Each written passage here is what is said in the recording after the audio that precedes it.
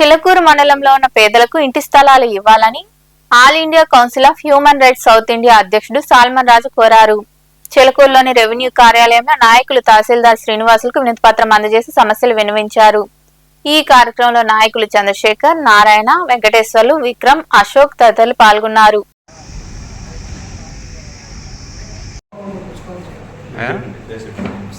All India council of human rights నుండి south India president అయినటువంటి salmon రాజు నేను, all India council of human rights నుండి Andhra Pradesh secretary general అయినటువంటి గుండాల చంద్రశేఖర్ గారు, all India council of human rights నుండి చిలకూరు మండల ప్రెసిడెంట్ నారాయణ గారు, all India council of human rights నుండి సెక్రటరీగా పనిచేస్తున్నటువంటి వెంకటేశ్వర గారు, all India council of human rights నుండి ఈరోజు చిలకూరు మండలంలో మన మండల రెవెన్యూ అధికారి అయినటువంటి శ్రీనివాసరావు గారిని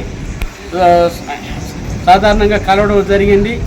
అయితే ఈరోజు కలవడం అటువంటి ఉద్దేశంలో మేము కలిసినటువంటి 8 మాసాల్లో మొదట మేము కలిసి నుంచి ఒక ఇంటిమేట్ చేయడం జరిగింది.